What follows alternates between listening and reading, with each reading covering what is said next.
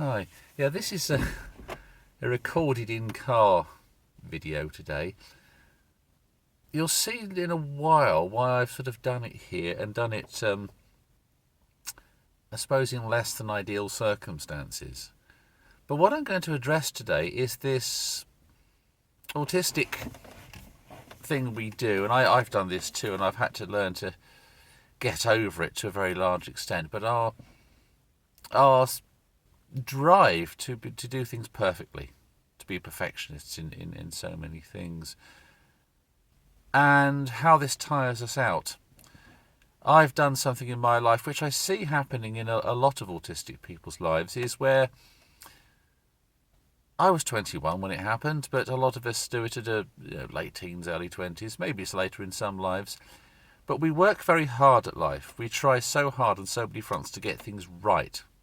We do have a strong perfectionist streak, and the perfectionist streak it's something we do. We like to understand things. It's our drive to understand things through details, so we want to know the whole thing to get the understanding.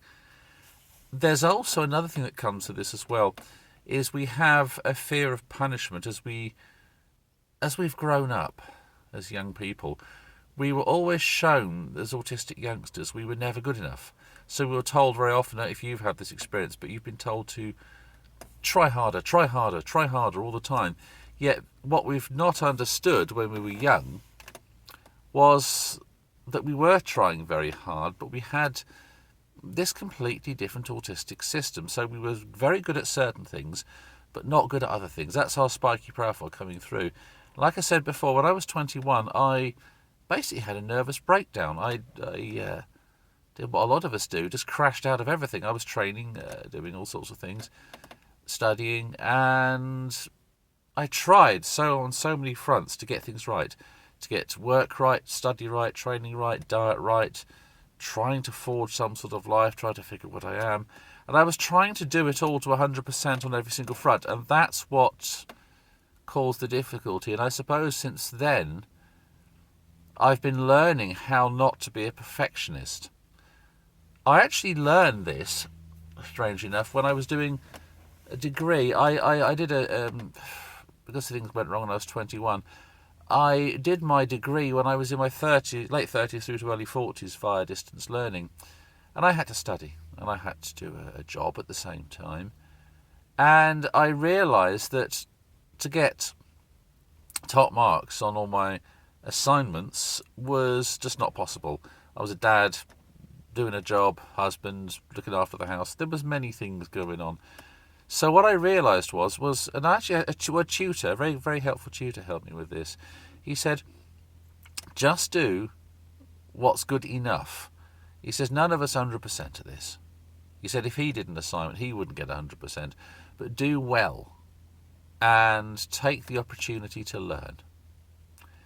And over those years, I was working on that degree, I learned to pull myself away from being a perfectionist, from trying to be what I thought everyone wanted me to be, and became, I suppose, more me. I learned to put less effort in, not in a case of slacking or trying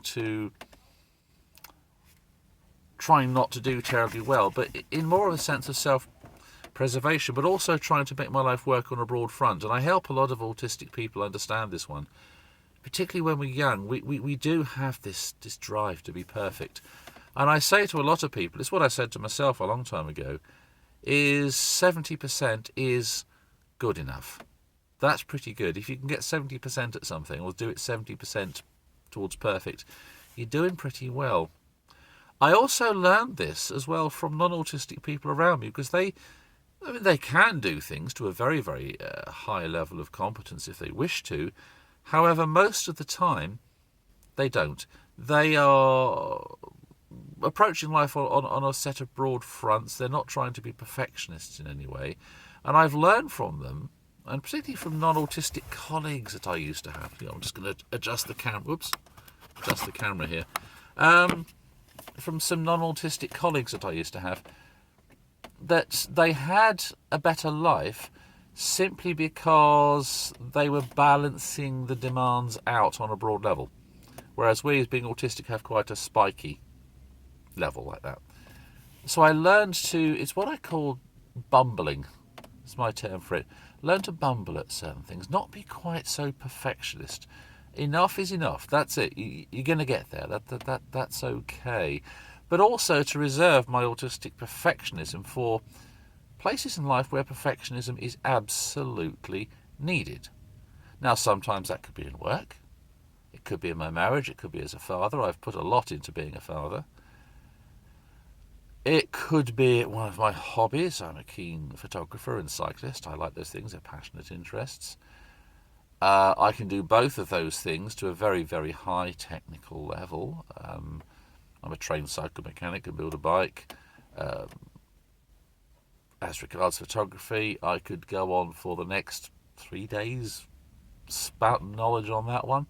But in the end, what I've learned to do with those things is simply enjoy them. Just enjoy. Don't go for too much perfectionism. It's a strange thing, but if one tries to do it too well, one won't enjoy it. And I see this happening in a lot of autistic lives. And we have this, again, like I mentioned earlier, on this fear of punishment. We have this fear of not doing things perfectly. And a lot of the time, it takes us a while to train ourselves to not fear imperfection. It's okay. We are who we are. And also it takes a lot of time in regard to that, to put our past life to bed. The one when we were brought up as children that said, you will be punished because you don't fit in. You will be punished because you're not at our standard. You will be punished because you don't do it the way we do it. We've all grown up like that. And learn into adulthood to move over to, no, I'm pretty okay as I am, thanks. Of course, I know that if you're not autistic, you're different, and I will make every effort to understand you and to communicate with you, like doing all the social chit-chat and stuff. Yeah, I've learned to do that. It tires me out, but I know that non-autistic people need it. But I've also learned their skills, which is you can actually succeed in life beautifully without being perfect. Another thing I've learned with perfectionism is it doesn't help us relate to other people. When you're trying to be perfect at something, one loses out on human relationships. And there's a lot in psychology, if you want to look into this, where happiness and success as an adult, or in human life in many respects, comes from one's ability to relate to other people. And if one's relating to one's passionate interest more than one is relating to people, unless, of course, one's passionate interest is people, one is going to miss out on a lot of connections, a lot of life, and a lot of happiness. And people don't want the perfectionist around them all the time. I can remember when I was young, I couldn't understand why people didn't understand bicycles to the nth degree. I couldn't understand why they didn't know everything about Q factor, chain alignment, spoke patterns, and bottom bracket standards, and tubes, and all the other things that come with running and building a bicycle. Then I realised they were happier than me, but they didn't know this stuff. There's another thing that comes with being a perfectionist too, and I come across this a lot, and I've come across it recently in my work, is I used to do this, and a lot of autistic people will often judge someone negatively for being less good as they are at their passionate interest. I used to, just go back to cycling. It's just something I can remember easily, but I can remember judging people harshly because their bicycle wasn't in perfect working order. Maybe they weren't fitted right on it. They weren't riding it perfectly. The gearing was out, and they didn't quite understand cadence and that kind of thing. And I thought, I used to judge them negatively. This was years ago when I was a teenager and really keen at these things. But I still see this happening in adulthood now. A lot of autistic people who are quite good at their passionate interest will judge people negatively, and they think that other people need to be as good as them at that. It's a strange way of seeing it. I've come out of that, and I years and years and years ago, pretty soon learned that actually the best people in the world don't know how to fix a bike. That's fine. And I've learned to make friends because if someone I know who's needs a bike fixing or something, well, chuck it around my house, I'll put it up in the stand and I'll have it working properly for them. But learning to look at people for their character, not what they do, it's a strange thing we have to do. But see, we've been judged by what we do and what we don't do as we grow up. And we don't learn frequently to look at character, to look at depth, to look at these sorts of things. And these are very important things for happiness with ourselves and happiness with other people, happiness in life and with Relationships. We don't get them earlier on because we're trained out of it. And it's something we need to learn in life. And I've had to learn this one too. I've been very lucky because my work's always been work with people. I've always worked with, I started in nursing and social care. I've worked with learning disabled people. I've worked with autistic people. I've seen many families working, and I've learned a lot of the theory that goes in, the study that goes in behind humans and human relationships. So I learned that being a perfectionist was a route to happiness at times. I'm happy to be a perfectionist. What I've learned to do is put it in a box. Right here, if I need to relax, say if I'm fixing I've got some classic bicycles, if I'm fixing one of them, yes, I will chuck it up in the stand at home and I will just have a glorious time geeking out on all its technicalities and have a beautiful time. But when I get back into the house with my wife and son, they don't know anything about that, nor are they very, very interested. They've got their own interests. My wife is a musician. She's actually very, very good. My son is into history, and he's got a wonderful collection of medieval coins. And I'm actually at Reading University right now recording this. I've dropped him off for a lecture. And he's so good at his medieval coins that if, on his course, if they need anyone with expertise about medieval coins, he's been called in to do it in his course. But he understands too, because of the work he's done, the way we've brought him up, that you don't judge people by their ability to be good at medieval coins, nor to base friendships or anything like that on it. It's an interest, it has a place, and it's absolutely fine. And I help autistic people today to learn this, to, of course, have your passionate interest, but our lives are big. You know, they're big in our lives, the passionate interest, and it's fine. Have it. Of course, have it and do it. It's perfectly okay, but don't judge other people by their ability at it. Find out who the person is. I had this I used to make this mistake, and I see this one a lot. Oh, so and so stupid because they don't know about subject X. No, they're not stupid. They just have a different interests. They have different intelligences. I use the multiple intelligences model in my work. There's another thing to do with being a perfectionist and autistic, or a perfectionist if you're not autistic, is trying to be a perfectionist takes up an awful lot of your time. There's a very interesting video. Sorry, I'm just looking down at my notes. I rarely use notes, but I've found a lovely video. It's something called the Global Cycling Network. Being a cyclist, I watch this a lot. And the presenters on the Global Cycling Network, they're all ex-professional cyclists.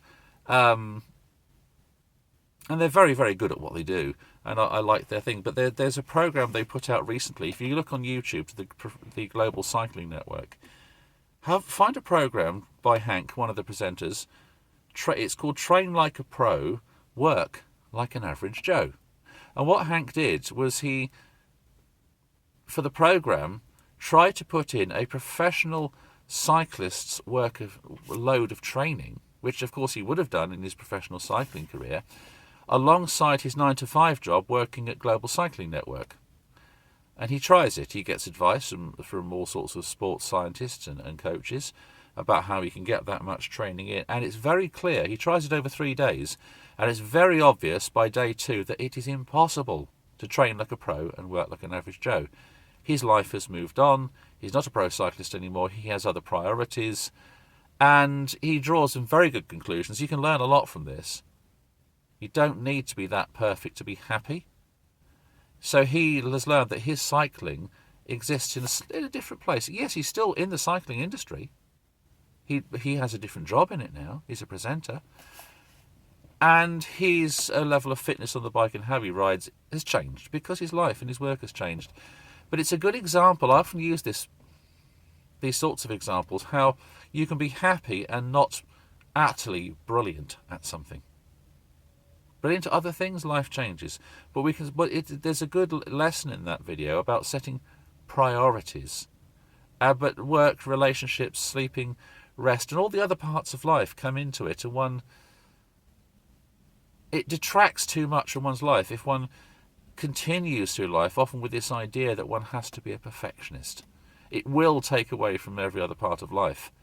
Yes, of course, geek out on your interest if you like to. Like I said before, I do, and particularly of an evening if I need to rest or just recuperate, I will go on online forums and I will talk to people about various things I'm interested in to do with cycling.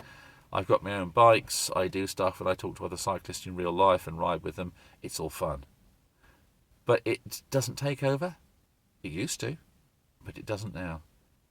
And there's this area in life where one can get to it, where 70% is actually better than 98 or 99 or 100%, because to get to those 90+% in anything, that means you're putting an awful lot of your life into it. And there are other things, you miss other stuff and you will lose. But just leave you with this one. And I coach people in this. Try not to be a perfectionist. You'll need to do this on several different levels. One is give yourself permission not to. It still is a thing, but give yourself permission to work around this fear of punishment thing that you will have been trained into as a child because you didn't fit other people's expectations. You won't be punished for not being perfect at something. Learn to look at the broader part of life, how you want to relate to people. A lot of friendships, a lot of relating to people is being interested too in what they're interested in. I coach a lot of autistic people in conversations and they often struggle, but one of the things people like to do is talk about their interest too. So button it. Ask them a question. Hey, what are you into? How's your life going? This is not. Be interested. You'll make friends, and they will also have time to listen. But it's like with cycling. They don't want to listen to me. And I could rattle off the history of cycling from about 1815 on to present, and I could give you a very good account of it and all the various milestones on the way. Even the explosion of Mount Tambora series of explosions in the East Indies. It started cycling off as a popular thing. Why that's in 1816 kicked off cycling. But most people don't want to know. They're into their lives. So spend your time being not less perfect, but less perfectionist. More into relationships. Just turn the burner down on these things, and there will be a lot more happiness, a lot more people in your life. There'll be a lot more to relate to. It's often for us we need to learn the utility, the value, how valuable it is to learn these things, and then practice at it. And some of the most unhappy autistic people I see and work with are people who often won't come down off their mountain. There are other reasons you can be unhappy, but this is some of them. Some people, they won't come down off the mountain. This thing that they're very, very good at, but you do need to, and actually show interest in other people. And balance your life out, and there is a tremendous amount of happiness to be had from that. Look at non-autistic people; they can manage it without perfection in any particular area. They're generalists. That's what they're really good at. And we will have it. And just if you take away something, even if you look at figures, 70% of perfection is pretty good. To get to 100%, it's I use that analogy they used in the Global Cycling Network program, Train Like a Pro. If you look at the lives of professional athletes, their careers are short. Usually by mid-30s they're over because of the physical demands of an ageing and the physical demands of their skills. But have a look at how much of a professional athlete's life is spent in their sport. It's absolutely huge. Other things go out of kilter because of that. And then have a look at what they do when they retire. Yes, of course, they liked their sport and they were good at it, and it's a perfectly good thing to be good at it. But have a look at what they do when they retire. It's interesting to see in that same programme on the Global Cycling Network, they've got Sir Bradley Wiggins on talking about training and things. And of course, he's famous British racing cyclist, the first British man to win the Tour de France. He's very famous, but he has retired from professional cycling. And he has a different life. He's still in cycling, like Hank is, but they have a different life with different priorities now. And therein you have your happiness and relationships. And therein it's time to learn, therein one can learn the value of being less than perfect. You won't get beaten up for it. And one other tip I'll leave you, yes, of course, when you were a child, you were, of course, told off a lot for not being perfect, for having your spiky autistic profile. But as an adult, what you can do is you can make the room to have this. Think too, this is another thing, I didn't know this, but other people will not punish you for being a perfectionist. or actually let you have mistakes, let you have imperfections, simply because it's part of empathy. They too are imperfect. They've messed up on things as well. People understand it. This is why we give each other a break. When we grow up autistically, we often didn't know that. We were punished for not meeting standards. But actually in the world, most of the time, people just let each other off. It's empathy, it's being kind. And you can have, I'm trying to think of the way to it, but the friendships, the relationships that you've always been needing, if you'll be prepared to be less of a perfectionist. Of course do it when you need to. It's fine, it's perfectly okay. But 70% is still extremely good. And there's plenty of happiness at that level. And more room for the rest of life. And having relationships with other people. Thanks, goodbye. Oh, if you like this, please subscribe and press the like button if you like. And I will be putting out more videos about autism. I did this one because I'd been asked by somebody to address this issue. But if you have anything, leave a message in the comments about any issue you wish me to address, and I'll put out a video. This is quite a long one, but normally I'll keep them much shorter than this. And if you want to learn more about autism and how this life's lived and the ins and outs of it, pop a question in, and I'll get around to it and have a look at this for you. Thank you, and goodbye.